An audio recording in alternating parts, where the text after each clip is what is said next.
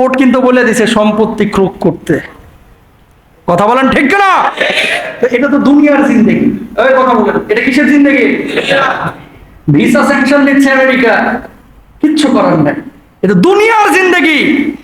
আল্লাহর আদালতে দুনিয়ায় আমেরিকার ভিসার জন্য যদি এত বেপরোয়া হয়ে যান, এতটা পেরেশানি হয়ে যান, আমার আল্লাহ রাব্বুল আলামিনের জান্নাতের গ্রিন কার্ড আর ভিসার জন্য কতটা পেরেশানি আমাদের হওয়া উচিত, ঠিক কিনা ভাইরা? একটা আমেরিকার ভিসা, এই জন্য গোটা গণমাধ্যম বিবিসি পর্যন্ত নিউজ করছে, আরে সাবেক একজন সেনা কর্মকর্তার ভিসা স্যাংশন নাকি আমেরিকা দিচ্ছে। কথা বুঝেন নাই? বিবিসি পর্যন্ত নিউজ করতেছে একজন ব্যক্তির ভিসা নিষিদ্ধ হয়েছে। তাহলে আমেরিকার ভিসাটা যদি এত দামি হয় দুনিয়ার জিন্দেগিতে, আমার জান্নাতের ভিসা টিকিট আর গ্রিন কার্ডের দাম কত? সুবহানাল্লাহ বলেন। তোমরা ওই ভিসা নিয়ে থাকো, আমরা আল্লাহর জান্নাতের ভিসা চাই, ঠিক না? সুতরাং ছোট হোক বড় হোক, কোনো অপরাধ থেকে পার পাওয়া যাবে পার পাওয়া যাবে। দুনিয়ার আদালতে কোনো পাপ করলে ভাই তদন্ত করতে হয়। বুঝায় বলি, কেউ বলছে যে আমার সম্পত্তি ইমাম সাহেব নিয়ে নিয়েছে, বুঝছেন, আমার সম্পত্তি ইমাম সাহেব নিয়ে নিয়েছে, কয় লাখ টাকা দাম? 20 লক্ষ টাকা। আমি মামলা করলাম, আদালত কিন্তু প্রথমে এটাকে আমলে নেবে না, বরং এটা তদন্তের জন্য থানায় দিবে, যেটা তদন্ত করে দেখেন সত্য কিনা। তদন্তের পরে এবার কোর্টে যাবে, যাওয়ার পরে আবার তদন্ত হবে যে আসলে সত্য কিনা, তারপর একটা রায় হবে। আর আল্লাহর আদালতে আপনি যে বলবেন তদন্তের কোনো প্রয়োজন নাই ভাই, ডান হাতে আমলনামা দিবে, বাম হাতে আমলনামা দিবে, ফরফরায় নিজে দেখতে পাবেন। সিসি ক্যামেরা আমার বাসায় আছে, 7 দিন আগে কে ঢুকছে কে বাইরে হয়েছে চেহারাও বোঝা যায়, কোন গাড়ি বাড়ির সামনে এসে দাঁড়াইছে ওই নাম্বার প্লেটও বোঝা যায়। দুনিয়ার জিন্দেগিতে সিসি ক্যামেরা যদি এত মারাত্মক হয়ে থাকে, সামান্য একটা চিপে যদি এত কিছু সেভ রাখা যায়, আমার আল্লাহ সুবহানাহু ওয়া তাআলা কিরামান কাতিবিনকে কে এমনি রাখছে, সেটা কত মারাত্মক হবে। আল্লাহু আকবার বলেন না? সুতরাং সতর্কতা দরকার আছে না নাই? আপনি সরকারি কর্মকর্তা হন, বেসরকারি কর্মকর্তা হন, রাজনৈতিক দলের হন, সরকার দলীয় হন, নিজ জায়গা থেকে আপনাকে একটা জিনিস মাথায় রাখতে হবে, আমি নিজের জায়গায় সৎ আছি কিনা। কথা বলেন ঠিক কিনা? নিজের জায়গায় আমি কি আছি কিনা, সৎ আছি কিনা। যদি নিজের জায়গায় আপনি সৎ থাকেন, আলহামদুলিল্লাহ, পৃথিবীর কেউ আপনার কিছু করতে পারবে না। আর যদি নিজের জায়গায় অসৎ থাকেন, আল্লাহ ছাড় দেন, ছেড়ে দেন না। আজকে একজন মারবেন, কালকে এমন ভাবে আপনারা মারবে, রাতের অন্ধকারে কে মারছে খুঁজেও পাওয়া যাবে না। সুতরাং খবরদার কখনো কোনো মানুষের উপরে জুলুম করবো না, মানুষের হক নষ্ট করবো না, ইনশাআল্লাহ বলেন। কুল্লুকুম রাইন ওয়া কুল্লুকুম মাসউলুন আন রাইয়াতিহি, প্রত্যেকেই আমরা দায়িত্বশীল, প্রত্যেকে দায়িত্বের ব্যাপারে জিজ্ঞাসিত হব। আল্লাহ বুঝদান করুন। 3 নম্বর অংশ বাকি থাকলো খেজুরের বিচির আটির, সেটা কি পিঠের অংশ, ওই যে নুক্তার মতো একটা ফোঁটা থাকে, দেখছেন কি দেখেন নাই? এবার দেখেন রব্বুল আলামিন কি বলছেন, ওয়া মাইয়ামাল মিনাস সালিহাতি মিন যাকারিন আও উনসা ওয়া হুয়া মুমিনুন ফাউলাইকা ইয়াদখুলুনাল জান্নাতা ওয়া লা ইউযলামুনা নাকীরা।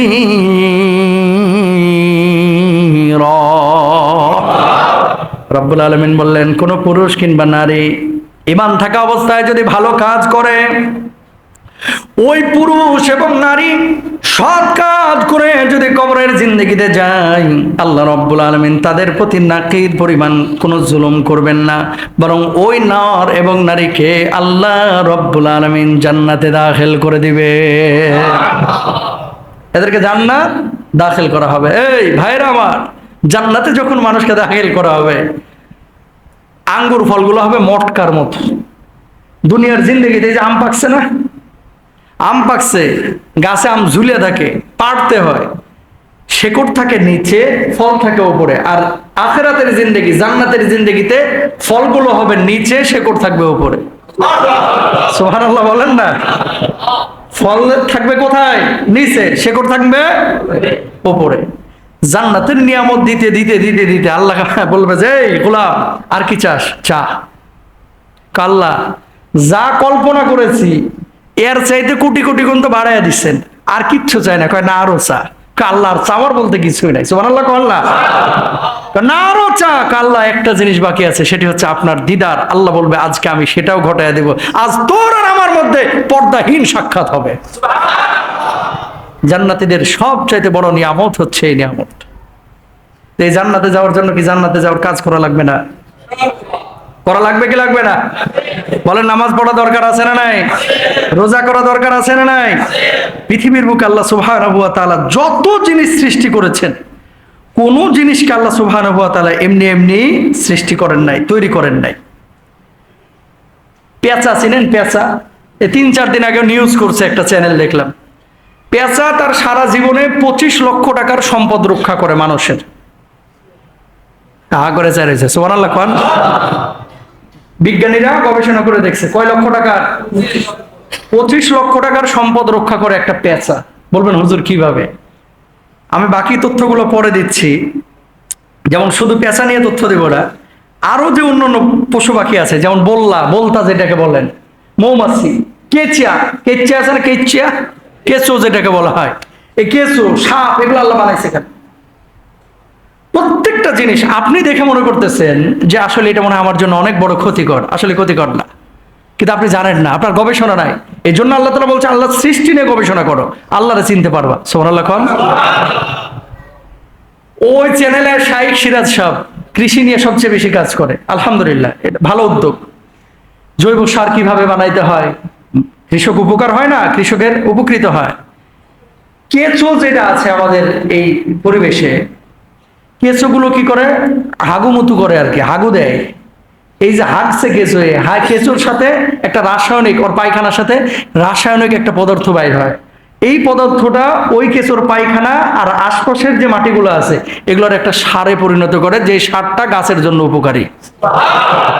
এবং বিজ্ঞানীরা বলতেছে কেঁচোর এই সার যদি ব্যবহার করেন তাহলে এই মানুষের বানানো কীটনাশক প্রয়োগ করা লাগবে না, অটোমেটিক ফসল ভালো হবে। সুবহানাল্লাহ বলেন। পেঁচা 25 লক্ষ টাকা কিভাবে রক্ষা করে মানুষের জীবনে, মানে সারা জীবনে। খেয়াল করেন, ধানের জন্য সবচেয়ে বড় ক্ষতিকর হচ্ছে ইঁদুর। কে? ইঁদুর। এই ইঁদুরগুলো খাওয়াতে সবচেয়ে বেশি এক্সপার্ট হচ্ছে পেঁচা। সবচেয়ে বড় কি এক্সপার্ট? পেঁচা। পেঁচা সারা জীবনে একজন কৃষকের যে পরিমাণ ধান ক্ষতি করে হচ্ছে ইঁদুর, এই পরিমাণ ইঁদুর খায় যে ইঁদুরগুলোকে রক্ষা, মানে এই খেয়ে পেঁচা সাবার করে, এতে একজন কৃষকের প্রায় কয়েক লক্ষ টাকার ধান কি হয়? রক্ষা হয়। এভাবে একটা পেঁচা প্রতি বছর যে পরিমাণ ধান রক্ষা করে ইঁদুর খায়া খেয়া বিজ্ঞানীরা বলতেছে 25 লক্ষ টাকা। এটা কম বেশ হতে পারে, কিন্তু এই যে পেঁচাটা ইঁদুর খাইলো, ইশারা কার? আল্লাহ। সাগরে, নদীতে, জলাশয়ে মাছ পচে, গ্রাম অঞ্চলে, আপনারা এখানে সবাই কিন্তু সুইজারল্যান্ড থেকে আসা না, ম্যাক্সিমাম গ্রাম থেকে আসা, ঠিক না? আমরাও কিন্তু গ্রাম থেকে আসা। গ্রামে দেখছেন মাছ পইচা পেটটা ফাইটা এখন নাড়ি বুড়ি বাইর হয়ে মাছটা ভাইসা থাকতো। এই মাছটা তো শরীরের লেগে খুব উপকারী। উপকারী না ক্ষতিকর? গোসল করে এসেছেন পচা মাছের পানিতে, শরীরে খাদ যাইতে চামড়া উঠে হেলাইতেছেন, জানেন না কি কারণে। বড় দিয়ে বলতেছেন যে ঝামা দিয়া পিঠ ডল, এত খাদ যাইকা, এত চুলকায় কেন? কারণটা বুঝতে পারতেছেন না। ওই যে পেট ফাটা, মাথা ফাটা, পিঠ ফাটা, এই সমস্ত পচনশীল জিনিসগুলো, এগুলো যখন পানিতে ভেসে থাকে, পানির মধ্যে জীবাণু যায়। পেঁচা যদি মরা মাছ দেখছে ভাই, সোমারে জেতাটার আগে মরাটা খায়। সুবহানাল্লাহ কোন। ইশারা কার? জেতার আগে মরাটা খায়। এই পচা মাছ খায় কে? পেঁচা। পরিবেশের ভারসাম্য রক্ষা করলো না? আল্লাহু আকবার। আচ্ছা, তারপরে দেখেন প্রজাপতি। আপনার ঘুম ভাঙার আগেই প্রজাপতির ঘুম ভেঙে যায় সকালবেলা। এই ফুল থেকে ওই ফুল, ওই ফুল থেকে ওই ফুল, ফুল ছাড়া বসতেছে না, পাতা ছাড়া বসতেছে না। এই যে এক গাছ থেকে আরেক গাছ, আরেক গাছ থেকে আরেক গাছ, এই গাছে থেকে গাছে শুধু মধুই খায় না, বরং পরাগরেণু স্থানান্তরিত করে ফুলের পরাগায়নও ঘটায় এই প্রজাপতি। সুবহানাল্লাহ বলেন। ইশারা কার? আপনি আমি কি বান্দা এগুলো করায় নাকি একা একা হচ্ছে? আপনার গাছের পেঁপে খায় ফেলতেছে আর আপনি বাদুর রে গালি দিচ্ছেন। লিচু একটা খাইছে, আজকে তোর একদিন কে আমার একদিন, খালি পায়ালই তোর একদিন কে আমার একদিন। এই যে লিচুটা খাইলো, এখানেও কল্যাণ আছে। এই যে আমটা খাইলো, এখানেও কল্যাণ আছে। মনে রাখবেন, ফরমালিন যুক্ত কোনো খাবারে এই পশু পাখি মুখ দেয় না। যেই আমটার উপরে বাদুড়ে হামলা করে, এই আমটা বেশি সুস্বাদু হয়, আবার ওটা খাইতে চায় না। ওটা কি হয়? কারণ ওরা এটা বাইছে দেখে শুনে কিন্তু মুখটা দেয়। পেয়ারা পাইকে গেছে, বাদুর এসে হামলা দিল, পেয়ারার বিচি খাইছে। এই বাদুর যে এখানে খাইছে, আসলিয়ায় বিচি খাইছে, বুঝছেন? এটা গেছে নরসিংদী রায়পুরা, ওখানে যে হাগছে, ওই যে বিচি বাইর হয়েছে, ওখান থেকে আবার পেয়ারা গাছ বাইর হয়ে গেছে। সুবহানাল্লাহ বলেন না। এশারা কার? চট্টগ্রাম গিয়েছেন না আপনারা অনেকে, চিটাগাং গিয়েছেন, কক্সবাজার গিয়েছেন, পাহাড়ের মধ্যে যে লাখ লাখ গাছ, এগুলো কি মানুষ লাগাইছে? ন্যাচারালি হয়েছে। হাতি, ব্রাজিলের পৃথিবীর সবচেয়ে উৎকৃষ্ট কফি কোনটা জানেন? ব্রাজিলের কফি। উৎকৃষ্ট কফি এটা কোন কোন জায়গার কফি? ব্রাজিলের।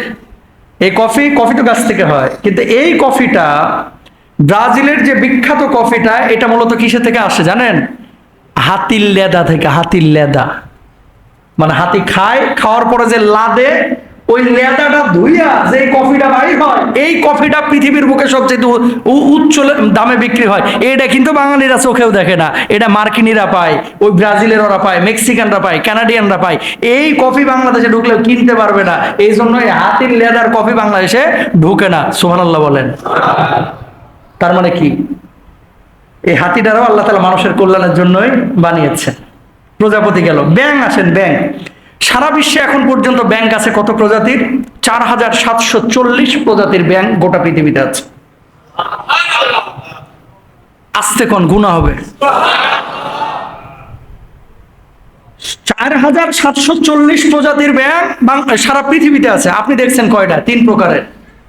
একটা হচ্ছে ওই যে সোনালী কালারের প্যাপু ঢালতে থাকে বৃষ্টি হলে, একটা আছে না, এটা আবার এক্সপোর্ট ইম্পোর্ট হয়। বাতাস ক্রিয়েট করে ওই বাতাসটাকে আবার ওই ললের মধ্যে দিয়ে ঢুকায়া এটার ভিতরে সাপ্লাই করতেছে। এখানে সাপ্লাই করেই ক্ষান্ত হচ্ছে না, এটার ভিতরে আবার মোটরের মতো লম্বা একটা কি আছে, জিনিস আছে, ওটা কিন্তু ঘুরতেছে। কেন ঘুরতেছে? ওটা যদি না ঘুরতো তাহলে হ হ করে বাতাসটা ঢুকতো, এখানে খালি ঠান্ডা লাগতো, ওখানে কিন্তু আর বাতাসটা ছড়াইতো না। তাই ওখানে কি করছে, আর একটা মোটরের মতো লম্বা জিনিস দিয়েছে, যে ঘুরতেছে আর বাতাসটাকে সমভাবে চারিদিকে ছড়িয়ে দিচ্ছে। সুবহানাল্লাহ বলেন। বুদ্ধি মানুষের দিয়েছেন কে? আল্লাহ সুবহানাহু ওয়া তাআলা। পৃথিবীতে এমন কোনো জিনিস নাই যে জিনিসটা আল্লাহ সুবহানাহু ওয়া তাআলা মানুষের ক্ষতির জন্য বানিয়েছেন, বরং আমরা বুঝি না। সুবহানাল্লাহ বলেন। এবার আসেন, খেজুরের বিচি। খেজুর তো সবাই খেয়েছেন। কেউ কে দেখাইতে পারবেন যে হুজুর আমার জীবনে আমি কোনো খেজুর খাই না, এরকম একজন আল্লাহর ওলি আছে এখানে? প্রত্যেকে আমরা কিন্তু খেজুরের সাথে পরিচিত আছি এবং খেজুর খেয়েছি। খেজুরের যে বিচি, এই বিচিটার 3টা অংশ, এবং এই 3টা অংশ নিয়ে আল্লাহ সুবহানাহু ওয়া তাআলা পবিত্র কোরআনুল কারীমে মোট 3টা আয়াত নাজিল করেছেন। জোরে বলবেন না সুবহানাল্লাহ। কাছে যারা আছেন তাদেরকে দেখায় দিই, তারপর আমি আয়াতের দিকে যাচ্ছি। হুজুর তাকান, দেখেন বিচিটার উপরে, তারপর আমি ব্যাখ্যা করতেছি। দেখছেন? আচ্ছা, দেখছেন খেজুরের বিচি না? আসেন এবার, খেজুরের এই বিচিটা যখন দেখবেন যে আপনি খেজুরের ভেতর থেকে বের করছেন, বিচির উপরে একটা আলাদা চিকন পর্দা থাকে। সুবহানাল্লাহ। খেজুরের বিচিটাকে একটা হচ্ছে পেটের দিকে কাটা অংশ, আর একটা হচ্ছে পিঠের দিকের অংশ। পেটের দিকের কাটা অংশ যখন আপনি বিচিটাকে উল্টাবেন, পিঠের পাশে দেখবেন একটা নুক্তার মতো ছোট্ট গোল আছে না নাই? আরেকটা জিনিস দেখবেন যে পেটের যে অংশটা, মানে দুই পাশে যে ফাটলটা, এই ফাটলের উপর দিয়ে চিকন একটা সুতার মতো অংশ দেখা যায়। সুবহানাল্লাহ। রব্বুল আলামিন কি বলছেন? প্রথমে 1 নাম্বার সূরা ফাতিরের 13 নম্বর আয়াত আল্লাহ সুবহানাহু ওয়া তাআলা কি বলছেন? রব্বুল আলামিন বলছেন, ওয়াল্লাযীনা তাদউনা মিন দুনিহি মা ইয়ামলিকুনা মিন কিতমির।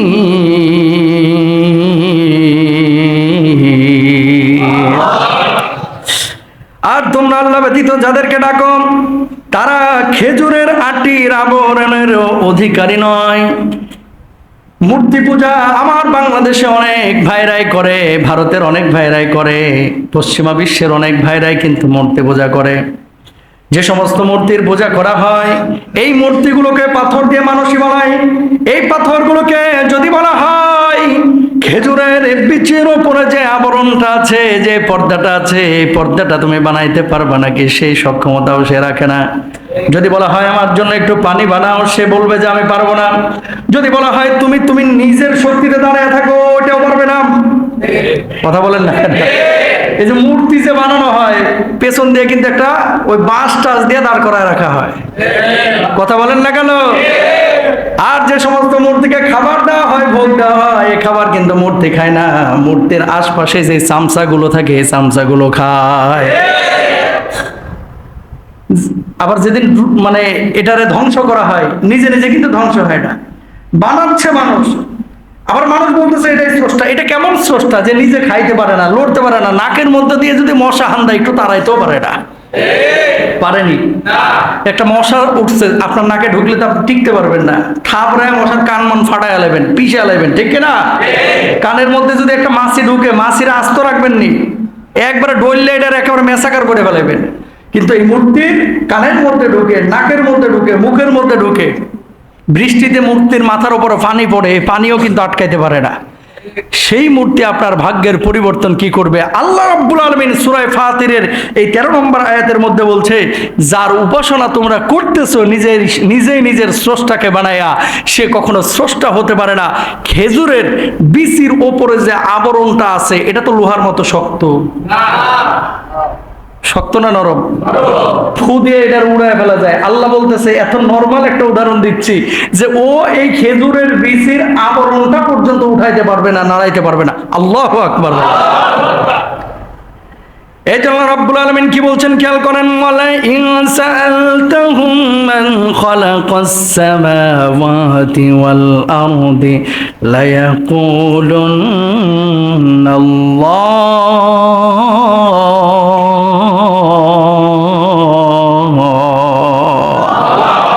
রব্বুল আলামিন বললেন, এই দুনিয়ার জিন্দেগিতে যত সৃষ্টি জীব আছে, গরুকে হোক, ছাগলকে হোক, মাছকে হোক, গাছের পাখিগুলোকে হোক, গর্তের পিপিলিকাকে হোক, এ সমস্ত সৃষ্টি জীবকে যদি জিজ্ঞেস করা হয় তোমাদের স্রষ্টাকে, সবাই সমস্যার জবাব দিবে, আমার স্রষ্টা হচ্ছে একমাত্র আমার আল্লাহ। ঠিক কিনা? সুতরাং আমাদের স্রষ্টা কে? আরো জোরে বলেন, কে? বানিয়েছেন কে? খাওয়াচ্ছেন কে? পড়াচ্ছেন কে? গোলামি দাসত্ব হবে কার? সে আল্লাহ রাব্বুল আলামিনের গোলামি দাসত্ব মুসলমান করবে, কোনো মানুষের গোলামি চামচামি দাসত্ব করবে না। যে আল্লাহ সুবহানাহু ওয়া তাআলা বানিয়েছেন, সেই আল্লাহর বিধানকে আমরা আমাদের জীবনে মেনে নেব। ঠিক কিনা? আল্লাহ কবুল করুন, বলুন আমিন। তাহলে 1 নাম্বার আল্লাহ সুবহানাহু ওয়া তাআলা সূরা ফাতিরের মধ্যে বললেন, যাদেরকে তোমরা আল্লাহ ছাড়া উপাস্য রূপে গ্রহণ করছো, ও মূলত নিজেরই কিছু করতে পারে না, তোমার ভাগ্য নিয়ন্ত্রণ করবে কিভাবে? শুনেন, যদি এই মূর্তির এই জিনিসগুলো স্রষ্টা হইতো, যিনি স্রষ্টা হবে তার একটা গুণাগুণ কি? তিনি কারো মুখাপেক্ষী হবে না, তিনি কারো সাহায্য সহযোগিতা নেবেন না, তিনি সবাইকে সাহায্য করবেন, তিনি নিজে নিজেই স্বয়ং সম্পন্ন। যদি তিনি কথা বলার জন্য জিহ্বার সহযোগিতা নিতেন, তিনি প্রভু হতে পারতেন না। কাজ করার জন্য হাতের প্রয়োজন হতো, তাহলে হাতের সাহায্য নিলে তিনি প্রভু হতে পারতেন না। হাঁটার জন্য পায়ের সাহায্য নিলে তিনি প্রভু হতে পারতেন না। এটা মানুষের বৈশিষ্ট্য হতে পারে, কোন খালেক বা স্রষ্টার বৈশিষ্ট্য হতে পারে না। তাহলে এখন যারা বলেন যে বাবা আমার ভাগ্য নিয়ন্ত্রণ করে, বাবার দরবারে গেলে এই পরিবর্তন হয়ে যাবে, ওখানে টাকা দিলে এই সমস্যা সমাধান হয়ে যাবে, এখানে একটা মহিষ দিলে এটা হয়ে যাবে, ওখানে হয়ে যাবে, এরকম যারা বলে তারা ভুলের মধ্যে আছে না ঠিকের মধ্যে আছে? ওয়াল কদরি খায়রিহি ওয়া শাররিহি মিনাল্লাহি তাআলা, ভালো এবং মন্দ সব কিছু নিয়ন্ত্রণ যিনি করেন তিনি কে? মানুষ কখনো কোনো কিছু নিয়ন্ত্রণ করতে পারে না, বরং আল্লাহ সুবহানাহু ওয়া তাআলা নিয়ন্ত্রণ করে। এবার আসেন, এবার রব্বুল আলামিন ওই আলগা সুতা, যেটা সুতার মতো খেজুরের আঠির পেটের মধ্যে দেখা যায় চিকন সুতার মতো, সেই ব্যাপারে আল্লাহ রব্বুল আলামিন কি বলছেন? সূরা বনী ইসরাঈল 71 নম্বর আয়াত, فمن أوتي كتابه بيمينه فأولئك يقرؤون كتابه ولا يظلمون فتيلا।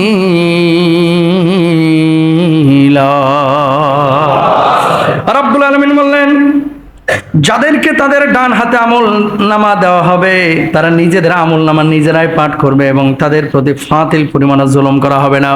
কিয়ামতের ময়দানে আল্লাহ সুবহানাহু ওয়া তাআলা মুমিনদেরকে ডান হাতে আমলনামা দিবেন, যারা নামাজ রোজা করেছে, হজ যাকাত করেছে, আল্লাহর গোলামি স্বীকার করেছে। ডান হাতে আমলনামা যখন দেওয়া হবে, কোন দিন জুমার নামাজে কখন মসজিদে এসেছেন, কোন দিন কত ওয়াক্ত নামাজ আদায় করেছেন, কোন দিন কত রাকাত নামাজ আদায় করেছেন, কোন নামাজের হিসাব বাকি থাকবে না। কোন দিন সাদাকা করেছেন, কোন দিন দান করেছেন, কোন দিন মানুষের আইল খেলে জমি দখল করেছেন, কোন দিন আরেকজনের হক নষ্ট করেছেন, কোন দিন বোনের সম্পদ মেরে দিয়েছেন, কোন দিন ভাইয়ের সম্পদ মেরে দিয়েছেন, কোন দিন আরেকজনের মাথার উপরে বাড়ি মেরে ডাকাতি করেছেন, সব হিসাব কিন্তু দেওয়া লাগবে। কোনো মানুষ যদি মনে করে নামাজ তো পড়লাম, রোজা তো করলাম, হজ করলাম, সোমবারের দিন নামাজ পড়ি না, একদিন না পড়ছি তাই কি হয়েছে? কিয়ামতের ময়দান আল্লাহ রাব্বুল আলামিন বলছেন ফাতিল পরিমাণ জুলুম করা হবে না। অর্থাৎ খেজুরের আঠির পেটের মধ্যে যেমন একটা সুতা রয়েছে, এই সুতা পরিমাণ অংশ কারো উপরে জুলুম করা হবে না। বলুন আল্লাহু আকবার। এই মুসলমান ভাইরা আমার শুনেন, শিক্ষা আছে অনেক।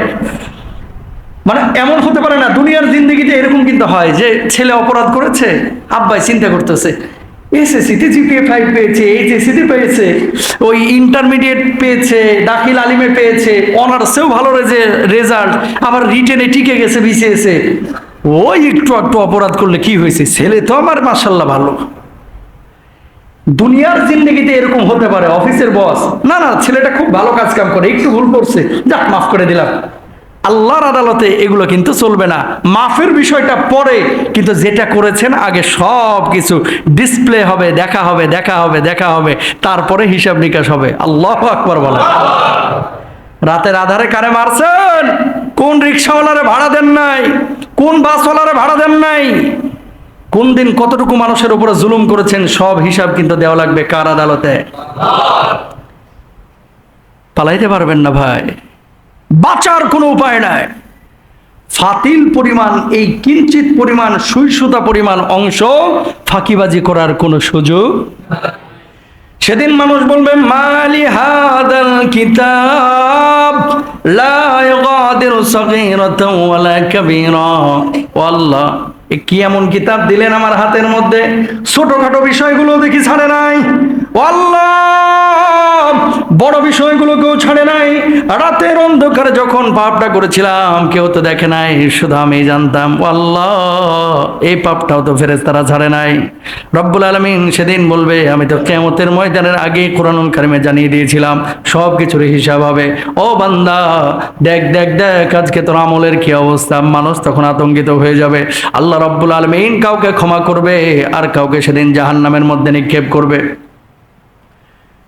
মানুষ যাদেরকে আল্লাহ রাব্বুল আলামিন ক্ষমা করে দিবেন, বলবেন ফেরেশতারা রে এই মানুষগুলোকে জান্নাতের মধ্যে ঢুকায় দাও। আর জাহান্নামের মধ্যে যে মানুষগুলোকে নিক্ষেপ করা হবে, জাহান্নামের মধ্যে মানুষগুলোকে সব সময় যে টেনে হিচড়ে নিয়ে যাওয়া হবে, বিষয়টা কিন্তু এরকম না। বরঞ্চ কখনো কখনো 70,000 ফেরেশতা দিয়ে জাহান্নামকে টেনে হিচড়ে নিয়ে আসা হবে ওই জালেমের সামনে। বলুন আল্লাহু আকবার। জাহান্নামকে টেনে টেনে নিয়ে আসা হবে। ও ভাই, পার পাবেন না কেউ। ছোট অপরাধ, বড় অপরাধ, সরকারি চাকরি আপনি করেন, বড় অর্গানাইজেশনের বড় কর্মকর্তা, আপনি বড় প্রশাসনিক কর্মকর্তা, আজকে পাওয়ার আছে, সারা জীবন কিন্তু পাওয়ার থাকবে না। কথা বলেন না কেন? সারা জীবন কিন্তু পাওয়ার থাকবে না। যখন প্রধান ছিলেন, বাপরে বাপ, গোটা দুনিয়া আপনার দিকে। আর আজকে কি আশপাশের ছায়া গুলছেন, এই ব্যাঙ দেখছেন। আরেকটা হচ্ছে পানির মধ্যে থাকে, ওই যে কিছুটা মাটি কালারের। আর আরেকটা আছে মাছের মতো দেখা যায়, ব্যাঙ আছি যেটাকে বলে। এর বেশি আমরা দেখি নাই, এটাই বাস্তব। বাংলাদেশে মানে এর মধ্যে 1980 সালের পর প্রায় 200 প্রজাতির ব্যাঙ বিলুপ্ত হয়েছে। বাংলাদেশে ব্যাঙের প্রজাতি মাত্র 63টা, মানে 4700-র মধ্যে থেকে বাংলাদেশে ব্যাঙের প্রজাতি মাত্র কয়টা? 63টা। পৃথিবীর একমাত্র প্রাণী ব্যাঙ। যদি ব্যাঙের কথা মানুষ বুঝতো তাহলে ভূমিকম্প কবে হবে মানুষ আগেই বুঝে যেত। একমাত্র প্রাণী ব্যাঙ, যে ব্যাঙ ভূমিকম্পের পূর্বাভাস দিতে সক্ষম। আল্লাহু আকবার বুঝছেন? এই ব্যাঙ, আর এই ব্যাঙ রাঙামাটিরা খায়া সাবার করে বেলাইতেছে। ভাল লাগলে আপনি খাবেন, খাবার সাথে অন্তর্ভুক্ত। এগুলো হানাফি মাযহাবের রায় অনুসারে এগুলো খাওয়া যাবে না, কিন্তু অমুসলিমরা খায়। আচ্ছা, প্রতি বছর সোনা ব্যাংক রপ্তানি করে বাংলাদেশ প্রায় 2,60,00,000 মার্কিন ডলার অর্জন করে, এই সোনালী কালারের ব্যাংক। আর এই ব্যাংক পানির মধ্যে ক্ষতিকর পোকামাকড় খায়া, পানির মধ্যে যে সমস্ত প্রাণী মানুষের রিজিক নিয়ে আসে, মাছ, এই ধরনের মাছগুলোকে রক্ষা করে। সুবহানাল্লাহ বলেন। বিভিন্ন পোকামাকড় যেগুলো ক্ষতিকর, এগুলো ব্যাংক খাইয়া ফেলে। 4 নাম্বার কেঁচো, কেঁচোর কথা একটু আগেই বলেছি। তারপরে শুঁয়াপোকা, এই যে কুড়িয়া কুড়িয়া যে কাঠকুট খাইয়া ফেলায়, আপনারা তো দেখেন এই শুঁয়াপোকার এই বিষয়টি। এরা খায় কি? আচ্ছা, মোম, শুঁয়াপোকার মদ, মৌচাকের মধু এবং মোম খেয়ে বেঁচে থাকে। বিজ্ঞানীরা পরীক্ষাগারে পলিথিনের পর্দার উপর বেশ কিছু শুঁয়াপোকা রেখে এটা পরীক্ষা চালান এবং লক্ষ্য করেন যে এই প্রজাতির শুঁয়াপোকা ধারণকৃত পলিথিন ব্যাগ খুব দ্রুত ফুটো তৈরি করে। 100টি শুঁয়াপোকা 92 মিলিগ্রাম প্লাস্টিক মাত্র 12 ঘন্টায় ক্ষয় করতে সক্ষম। আপনারা তো পাউরুটি খেয়ে পলিথিনটা ফেলে দেন, তারপরে মনে করেন বিস্কুট খেয়ে পলিথিন ফেলে দেন। পলিথিন যায় কই? মাটির নিচে যায় না? উঠতে উঠতে এক সময়। আর এই পলিথিন যায় কোথায়? মাটির নিচে। এই পলিথিনগুলোকে ধ্বংস করার জন্য শুঁয়াপোকার বিকল্প নাই। আল্লাহু আকবার। তো শুঁয়াপোকা আপনার কাছে ক্ষতিকর, কিন্তু পরিবেশবিদ, বিজ্ঞানী যারা আছে এদের কথা, এই শুঁয়াপোকা আরো বাড়াও। কারণ পলিথিনকে যদি রক্ষা করতে হয়, মানে ধ্বংস করতে হয়, শুঁয়াপোকার বিকল্প নাই। মাটির নিচে পলিথিন যত বেশি ঢুকবে, ফসল উৎপাদন তত কম হবে। কথা বুঝতে পেরেছেন? তা আল্লাহ তাআলা তো এরকম জমিন দেন নাই, কিন্তু আমরা করেছি। আমাদের কৃতকর্মের কারণে আজকে বিপদ আসতেছে, ঠিক না? এরপর আসেন চড়ুই পাখি। চীনে 1958 সালে মাও সেতুং সে বলল যে এই ধানের জন্য চড়ুই পাখি বড় ক্ষতিকর, এই জন্য বললো যে যে যেখানে পারিস চড়ুই পাখি মেরে ফেল। খেয়াল করেন, 10 লক্ষ চড়ুইয়ের খাবার বাঁচিয়ে প্রায় 60,000 ব্যক্তির খাদ্যের যোগান দেওয়া যেতে পারে ওনার ভাষ্য অনুসারে। এরপর উনি ঘোষণা করলো লাখ লাখ চড়ুই পাখি মেরে ফেলা হলো। 1961 এবং 62 সালে চীনে প্রচন্ড দুর্ভিক্ষ দেখা গেল, যেই দুর্ভিক্ষে প্রায় 20 থেকে 30 মিলিয়ন মানুষ মারা গেল। এরপরে বিজ্ঞানীরা বলল এই দুর্ভিক্ষ আসার কারণে একমাত্র কারণ হচ্ছে যে লাখ লাখ চড়ুই পাখি মেরে ফেলা হয়েছিল। কেন? এই লাখ লাখ চড়ুই পাখি মেরে ফেলার কারণে চড়ুই পাখি যে পোকাগুলো খাইতো, যেগুলো ধানের জন্য অপকারী, মানে ক্ষতিকর, এই পোকাগুলো বেড়ে গেছে, ফসল উৎপাদন হয়নি, এই জন্য কি হয়েছে? দুর্ভিক্ষ এসেছে। চায়নাদের কথা বলতেছি।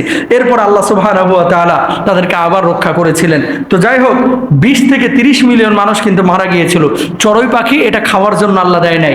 চড়ুই পাখি আল্লাহ সুবহানাহু ওয়া তাআলা পরিবেশের ভারসাম্য রক্ষার জন্য দিয়েছে। তারপরেও যদি খাইতে চান খাইতে পারেন, কিন্তু পরিবেশ রক্ষা করার জন্য পরিবেশ বিজ্ঞানীরা যে সমস্ত দিক নির্দেশনা দেয়, এই সমস্ত দিক নির্দেশনা আপনার আমার মানা উচিত। আমিন বলেন। শকুন, শকুন মরা প্রাণী খাওয়ার জন্য এক্সপার্ট, বিশেষজ্ঞ শকুন। এরকম বিশেষজ্ঞ অন্য কোনো প্রাণী নাই। বনে জঙ্গলে হরিণ দেখবেন যে বাঘে শিকার করছে, সিংহ হরিণ শিকার করছে। হাড্ডিকে আপনার আমার মতো মুরগির রানের হাড্ডির মতো চাবায় খায় মনে করতেছেন? প্রথমে রক্ত খায়, গোস্তগুলো কাইটটা খাইয়া তারপরে ওই যেরকম আছে এরকম ফেলায় দিয়ে চলে যায়, বুঝছেন? তো এই যে ফেলায় থেকে চলে গেল, হরিণ তো আর একটা না। হাতি মরে না? চট্টগ্রামের বনে হাতি মরে কি মরে না? আরে লাউয়া ছাড়া বন, যে ওই যে মৌলভীবাজারে ভাই সাপ এক একটা, ওই যে অ্যানাকোন্ডা, তারপরে অজগর, এই গাছের মতো মোটা মোটা, এই সাপ কি মনে করতেছেন মরে না? এই গাছের মতো মোটা মোটা সাপ যে মরে, এই সাপগুলো যায় কই? বন্ধে ঠিক আছে তো? ঠিক আছে তো না? এই সাপগুলো এই শকুন মকুন এরা এসে খাইয়ে ফেলায়। সুবহানাল্লাহ। পরিবেশের ভারসাম্য এভাবে আল্লাহ তাআলা রক্ষা করছেন। এরপর হচ্ছে বল্লা। বল্লা মানে যে ডিম থেকে জন্ম নেওয়া বল্লা কীটগুলো অন্য প্রকার কীট, মানে শুক কীটগুলোকে খেয়ে বড় হয়। এই জন্য কৃষিজ পতঙ্গ নিবারণে বল্লাদের সাহায্য নেওয়া হয়। মানে এমন কিছু পোকামাকড় আছে যেগুলো ডিম পাড়ে, এই ডিম পাড়ার পরে এই পোকামাকড়গুলো আবার মানুষের ক্ষতি করতে পারে, ফসলের ক্ষতি করতে পারে। তো বল্লা কি করে? ওর ডিমটার উপরে হামলা করে, মানে ডিমই খেয়ে ফেলায়। আল্লাহু আকবার বলেন। মৌমাছি মধুর জন্য উপকারী। মৌমাছির ব্যাপার আল্লাহ তাআলা পবিত্র কোরআনুল কারীমে আয়াত নাযিল করেছেন। সূরা মানে সূরার মধ্যে বিভিন্ন কথা আল্লাহ সুবহানাহু ওয়া তাআলা বলেছেন। এখান থেকে মধু হয় এবং নবীজি বলেছেন এর মধ্যে আছে শিফা। কোরআনুল কারীমে আল্লাহ বলেছেন এর মধ্যে আছে শিফা। মধু যদি কেউ গ্রহণ করে, খায়, এটা তার সুস্থতার জন্য যথেষ্ট। তো মৌমাছি নিয়ে নতুন করে আলোচনার কিছু নাই। মাকড়সা, এই মাকড়সার ব্যাপারে এমনটা বলা হয়েছে যে মাকড়সা নিজে খাবার খায় এবং মাকড়সা পরিবেশের ভারসাম্য রক্ষা করে। গুই সাপ, এটাও পরিবেশের ভারসাম্য রক্ষা করে। সারা পৃথিবীতে 73 প্রজাতির গুই সাপ রয়েছে। তো পরিবেশ রক্ষার জন্য এই গুইসাপেরও অনেক অবদান রয়েছে। তার মানে কি বোঝা গেল পুরো আলোচনা থেকে, যে পৃথিবীর বুক আল্লাহ সুবহানাহু ওয়া তাআলা কোনো জিনিসই আল্লাহ তাআলা এমনি এমনি তৈরি করেন নাই, এটার পেছনে কি আছে? একটা কারণ আছে। সুবহানাল্লাহ বলেন। এই যে জিনিসগুলো আল্লাহ তাআলা তৈরি করলো, এসি দিল, ফ্যান দিল, আসবাব দিল, পোকামাকড় দিল, এটা কার জন্য বলবেন? কোনো মানুষের কাছে আগে বলার আগে আমার আল্লাহর কাছে ধন্যা দিবেন। মনে রাখবেন, আসমান থেকে যদি ফাইসালা না হয়, দুনিয়ার জিন্দেগিতে সারা পৃথিবীর মানুষ মিলেও সেই ফাইসালা বাস্তবায়ন করতে পারবে না। আবার যদি আসমানে ফাইসালা হয়ে যায়, সারা দুনিয়ার সব মানুষ মিলে সেটাকে রদ করতে পারবে না। আমার আল্লাহ রাব্বুল আলামিন এই দুনিয়ার জিন্দেগি দিয়েছেন তার গোলামের জন্য। জীবনের পরিসমাপ্তি একদিন ঘটে যাবে, শেষ হয়ে যাবে। আপনি একদিন কবরে যাবেন, আমিও একদিন কবরে যাব। কি বলেছেন আল্লাহ রাব্বুল আলামিন? কুল্লু নাফসিন যায়িকাতুল মাউত ওয়া ইন্নামা তুওয়াফাউনা উজুরাকুম ইয়াওমাল কিয়ামাহ। বলুন আল্লাহু আকবার। জীবন পরিসমাপ্তি ঘটবে, মৃত্যুর স্বাদ আমরা একদিন আস্বাদন করবো। ওই কবরের জিন্দেগিতে আমরা যাব। কারো কবর হবে আজিমপুরে, কারো কবর হবে উত্তরাতে, কারো কবর হবে বনানীতে, কারো কবর হবে রংপুরে, কারো কবর হবে রাজশাহীতে, কারো কবর হবে নওগাঁয়, কারো কবর হবে দিনাজপুরে, কারো কবর হবে সৌদি আরবে। কেউ জানি না কার মৃত্যু কখন আসবে। দুনিয়ার জিন্দেগিতে বাড়ি গাড়ি নিয়ে, সম্পদ নিয়ে আমরা প্রিপারেশন নেই, কিন্তু আজিমপুরের ওই 3.5 হাত ফ্ল্যাট নিয়ে কেউ কিন্তু আমরা প্রিপারেশন নেই না, ঠিক কিনা? গত সপ্তাহে একটা ভিডিও দেখলাম আজিমপুরের, ওই যে যারা কবর করে না আজিমপুরে, প্রতিদিন নাকি 30টা মিনিমাম 30টা ওখানে দাফন হয়। তো ঢাকা সিটির এই লাখ লাখ মানুষ, 2.5 কোটি 3 কোটি মানুষ এই ঢাকা সিটির ভিতরে বসবাস, ম্যাক্সিমাম তো আজিমপুরেই যায়। কারণ বনানীতে বড় লোকদের কবর, ওখানে গরিব মানুষ ঢুকতে পারে না। কথা কন না কেন? 25 বছরের জন্য 1 কোটি টাকা দেওয়া লাগে বনানীতে। কয় কোটি? বোঝেন নাই মনে হয়। আপনার বাপ মারা গিয়েছে, আপনি বললেন যে বাবা আমি এই বুদ্ধিজীবী কবরস্থানে আমার বাপটারে শোয়াবো। গোরস্থানের লোকজন বলবে ঠিক আছে, কয় বছরের লাগে শোয়াইতে চাও? 25 বছরের লাগে, 20 বছরের লাগে। 20 বছরের লাগে দাও 90 লাখ, 25 বছরের জন্য দাও 1 কোটি, 30 বছরের জন্য দাও 1.5 কোটি, এরকম টাকা আছে। আর আজিমপুরে কত?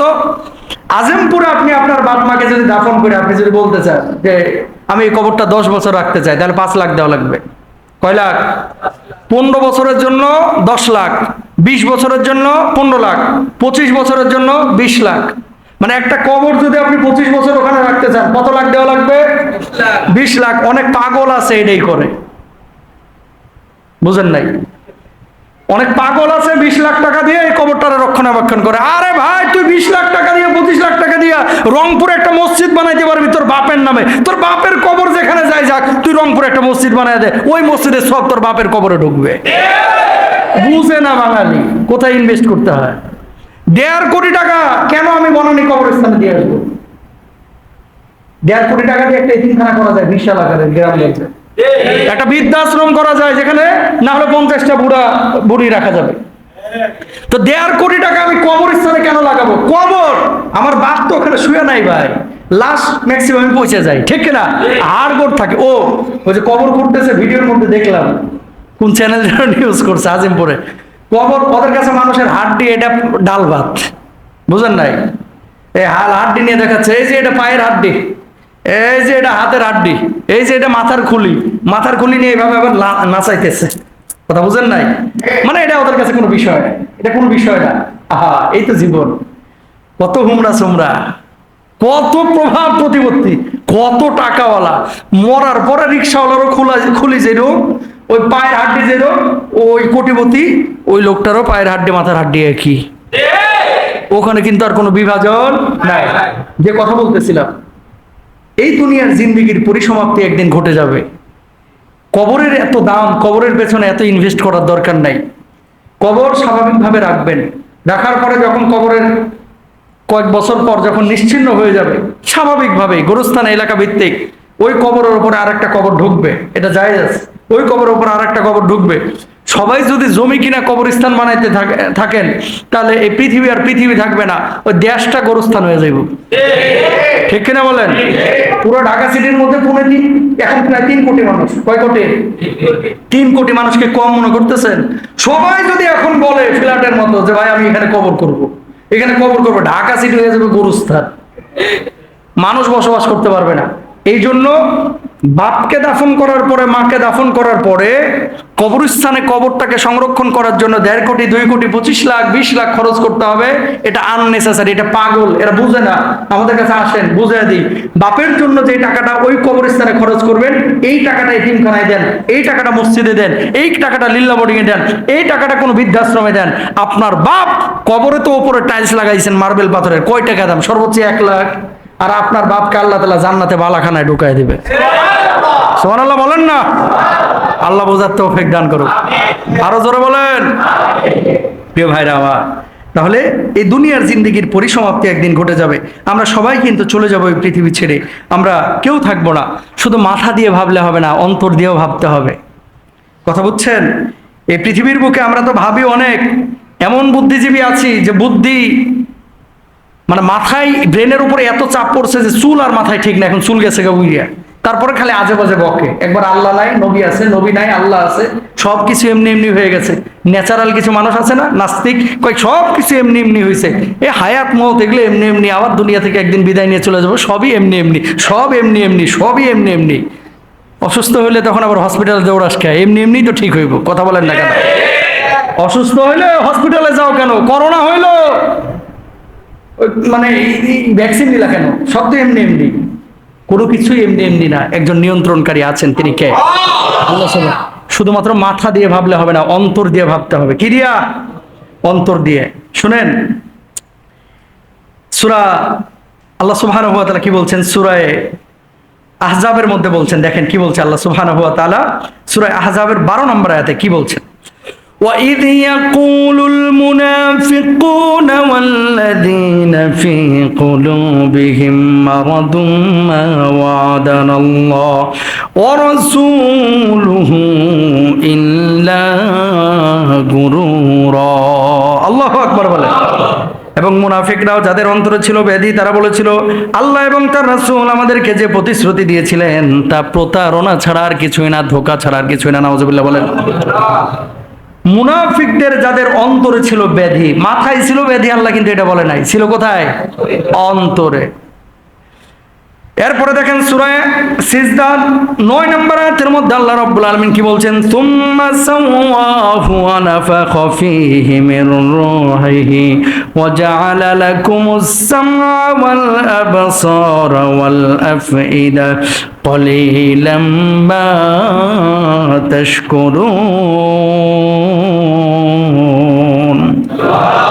রব্বুল আলামিন বললেন, পরে তিনি ওকে করেছেন সুষম এবং ওতে ফুঁকে দিয়েছেন রূহ তার নিকট হতে, এবং তোমাদেরকে দিয়েছেন কর্ণ, চক্ষু, অন্তঃকরণ। আল্লাহ রাব্বুল আলামিন এখানে রূহটাকে ফুঁকে দিয়েছেন কলিজার মধ্যে, হৃৎপিণ্ডের মধ্যে, এই বিষয়ে ইশারা করেছেন। বর্তমান বিজ্ঞান কিন্তু এই কথাই বলতেছে যে মানুষের ব্রেনের সাথে মানুষের অন্তর, মানুষের হৃৎপিণ্ডের একটা সম্পর্ক আছে। আগে হৃৎপিণ্ড সিগন্যাল দেয়, তারপরে ব্রেনে কাজ করে। বলুন সুবহানাল্লাহ। মানে হৃৎপিণ্ড যদি না থাকে আপনার মাথায় কাজ করবেন। বুঝাইতে পারছি আপনার কথা? মানে আপনি যে কোনো কাজ যে করবেন, আপনি নামাজ পড়তে আসবেন, আগে সিগন্যাল দিবে কোথায়? হৃৎপিণ্ডে। এই হৃৎপিণ্ড মানে রূহটা আছে মূলত মাথায় না, কিন্তু মানুষের রূহ আছে কোথায়? বুকে। বুকে। এখন কলিজার কোন পাশে এটা আল্লাহ ভালো জানে। তবে মুফাসসিররা একটা ব্যাখ্যা করেছেন, মানুষের হার্ট, গরুর যে হার্ট আছে, মানুষের কিন্তু হার্ট আছে, হৃৎপিণ্ড আছে। আপনি যখন হৃৎপিণ্ডটা কাটবেন, কাটার পর একটা কালো অংশ দেখা যায় একবারে হৃৎপিণ্ডের মাঝামাঝি অংশে। বিজ্ঞান মানে মুফাসসিররা বলতেছে রুহের অবস্থান হচ্ছে এখানে। দেখেন আপনার এই খাঁচার কিন্তু কোনো দাম নাই, দাম হচ্ছে আপনার রুহের। যতক্ষণ রুহ আছে এই খাঁচাটার দাম আছে।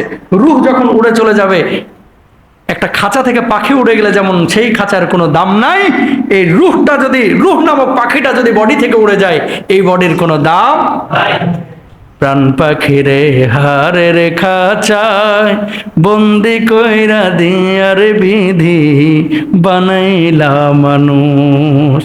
ভালো মন্দের বিচার করতে, ভালো মন্দের বিচার করতে দিলা তারে হুঁশ প্রাণ পাখিরে হারের খাঁচায় বন্দি কইরা দিয়ারে বিধি বানাইলা মানুষ। আলহামদুলিল্লাহ বলেন। তার মানে এই রূহটা এখানে আছে কোথায়? কলবের ভিতরে। কলবটাকে ঠিক করেন, রূহটাকে ঠিক করেন। আমরা হার্ট যখন ব্লক হয় রিং পরানোর জন্য চেষ্টা করি, হার্টে যখন রোগ হয় ডাক্তারের কাছে যায়, কিন্তু হার্টের ব্লক, হার্টের রোগ, এই রোগের চাইতে বড় রোগ হচ্ছে অন্তরের মধ্যে, হার্টের মধ্যে, হৃৎপিণ্ডের মধ্যে, রুহের মধ্যে পাপের জাগরণ ঘটা। ঠিক কেনা? সুতরাং রুহটাকে, হৃৎপিণ্ডটাকে আগে ঠিক করেন। হুজুর স্টক বেড়ে যাচ্ছে, স্টক বাড়ে কাদের? কাদের স্টক বাড়ে? যারা বেশি ভেজাল খায়। কথা বুঝছেন? আগে এত স্টক ছিল না, এখন বেশি ভেজাল খাচ্ছি, এজন্য স্টকটাও বাড়ছে। আল্লাহ সুবহানাহু ওয়া তাআলা আমাদের এই হৃৎপিণ্ডটাকে বিশুদ্ধ করার তৌফিক দান করুন। কালকে মাননীয় প্রধানমন্ত্রী একটা কথা বলেছেন, এটা আপনাদেরকেও সোচ্চার করার জন্য বলতেছি। এটা আলেম ওলামারা বহু আগে থেকে বলতেছিল, কিন্তু আলেম ওলামাদেরকে অনেকেই বাঁকা চোখে দেখতো। কালকে প্রধানমন্ত্রী বলার পরে কিন্তু এখন সবার চোখ খুলে গেছে। বাস্তব পার্বত্য চট্টগ্রাম কক্সবাজারের কিছু এরিয়া নিয়ে সাদা চামড়ার পশ্চিমা বিশ্বের ওই হাইওয়ানগুলো একটা খ্রিস্টান রাষ্ট্র করতে চাচ্ছে। নাউজুবিল্লাহ জোরে বলেন। কারণ কি? এই বাংলাদেশের চতুর্দিকে ভারত, একদিকে মিয়ানমার, বঙ্গোপসাগরের এই এরিয়াগুলো নিয়ে কিন্তু মানুষের মধ্যে কোনো মারামারি নাই। কথা বুঝতে পেরেছেন? মারামারি নাই। কিন্তু কারা চায় এগুলো? যারা খ্রিস্টান রাষ্ট্র, ওই ফিলিস্তিনের মধ্যে, মিডিল ইস্টের মধ্যে ইসরায়েলকে যেমন যারা ঢুকাইছে, ইসরায়েলকে ইহুদিদের রাষ্ট্র বানানোর জন্য যারা সহযোগিতা করেছে, ওই সাদা চামড়াওয়ালারাই আমাদের এই বাংলার কিছু অঞ্চল দখল করে খ্রিস্টান রাষ্ট্র বানাতে যাচ্ছে। 71 সালে মুসলমানরা মানে বুকের রক্ত দিয়েছে শাহাদাতের তামান্না নিয়ে। বাংলাদেশের আলেম ওলামা যতদিন জাগ্রত আছে, সাধারণ ইমানদাররা যতদিন জাগ্রত আছে, ইনশাআল্লাহ পার্বত্য চট্টগ্রামের এই সমস্ত ষড়যন্ত্র কেউ মেনে নিবে না। সবাই আমরা জবাব দেব ইনশাআল্লাহ বলে। কারণ স্বাধীন সার্বভৌমত্ব রক্ষার জন্য এখানে কে আওয়ামী লীগ, বিএনপি, জাতীয় পার্টি এই বিষয়টা না। মিডল ইস্টের বিস্ফোরা যেমন ইসরায়েল আজকে এই খ্রিস্টান রাষ্ট্রটা এখানে এই কারণে গড়তে যাচ্ছে, এটা সারা এই অঞ্চলে উপমহাদেশের বিস্ফোরায় পরিণত করবে এই হাইওয়ানগুলো। এই স্বপ্ন কখনো তারা বাস্তবায়ন করতে পারবে না। ঠিক না? আপনারা প্রতিবাদ করবেন না? কখনো যদি বুকের রক্ত দেওয়ার প্রয়োজন হয় রক্ত দিবেন না? কখনো আন্দোলন করার প্রয়োজন হলে আন্দোলন করবেন না? থামেন, ওটা পরে, ওটা পরে। আগে নিজের বাল বাচ্চা, আহাল পরিবার, গেদাগুদা যেগুলো পরিবারের মধ্যে আছে, এগুলো ওদের সাথে মিশতেছে কিনা আগে দেখেন। অনেকে আছে খ্রিস্টান হিন্দুদের সাথে এখন প্রেম করে, অনেক খ্রিস্টান হিন্দুরা মুসলমানদের সাথে প্রেম করে। নাউজুবিল্লাহ বলেন। এই রংপুরের অনেক মুসল্লি আপনারা এখানে আছেন, আপনাদের দিকে ছাগল দিয়ে খ্রিস্টান বানায় ফেলায়। আপনারা বুঝেন না এগুলো কি করে জানেন? ক্ষুদ্র ঋণ নিয়ে যায় খ্রিস্টানরা, আর ওদেরকে টাকা দেয় ওই পশ্চিমা বিশ্বের সাদা চামড়াওয়ালারা। নিয়ে যে মুসলমানদেরকে টাকা দিয়ে এরকম বুঝায় আর কি, যে এত বিপদে কই তোমার প্রভু তো কোনো হেল্প তোমারে করলো না। হেল্প করলো কি? কারা করলো? তোমরা করছো। এইভাবে মডিফাই করে, বিভিন্নভাবে মডিফাই করতে করতে একসময় খ্রিস্টান বানায়। আল্লাহ ওদেরকে বুঝদান করুক। বাংলাদেশে এনজিও থেকে সাবধান। ঋণ যদি নেওয়ার প্রয়োজন হয় মুসলমানদের কাছ থেকে নেন, কিন্তু এই খ্রিস্টান যারা আছে, যারা এই এনজিও গুলোতে কাজ করে, ম্যাক্সিমামের উদ্দেশ্য খারাপ। দুধের কোটা দেবে তো মনে করেন 200 টাকার, আর ফায়দা নেবে 400 টাকার। ওই ডাক্তার ইউনূসের ওই যে কি গ্রামীণ ব্যাংক নাকি দেখছেন না, দুধেলা গায়ে মনে করে পুরা গ্রাম অঞ্চলের মানুষকে টাকা দিছে 16,000। স্বামীর কথা মানবো না, কিস্তি দেওয়া ছাড়বো না, আছে না? দিছে 16,000, উঠে নিয়ে গেছে 33,000, তারপরে বলো সেও শোধ হয় না। ক্ষুদ্র ঋণগুলোতে এই অবস্থা, সুদে একেবারে জর্জরিত করে ফেলবে। এনজিও গুলো থেকে সাবধান হতে হবে। আমাদের শিক্ষা ব্যবস্থায় যে সমস্ত টিচাররা অন্য ধর্মের, তারা আমাদের বাচ্চাদেরকে তাদের স্রষ্টা নিয়ে কোনো ভুল মেসেজ দিচ্ছে কিনা এগুলো সম্পর্কে জানতে হবে। হ্যাঁ, তার ধর্ম সে পালন করুক, এটা তার ধর্মীয় স্বাধীনতা আছে। একদিনেই কিন্তু সবকিছু চেঞ্জ হয় না ভাই। এই সাদা চামড়াওয়ালারা এরা কিন্তু খুব সূক্ষ্মভাবে কাজ করে, আমাদের মতো এত আবেগী না। এরা আগামী 50 বছরকে টার্গেট করে সূক্ষ্মভাবে কাজ করে, আপনার মন জয় করে ফেলাবে। ফেলানোর পরে আস্তে করে মনে করেন বিষ ঢুকায় ফেলাবে। তো সাদা চামড়াওয়ালারা বঙ্গোপসাগরে একটা জোন চায় যেখানে তারা ঘাঁটি গাড়বে। ইরাকের অবস্থা কি হয়েছে? ঘাঁটি গাড়ার পরে অবস্থা কি আগের অবস্থায় আছে? সিরিয়ার অবস্থা কি হয়েছে? সৌদি আরবের অবস্থা কি হয়েছে? জর্ডানের অবস্থা কি হয়েছে? ইয়ামানের অবস্থা কি হয়েছে? এসব দেশ তো আমরা সফর করেছি, আপনারা তো করেন নাই।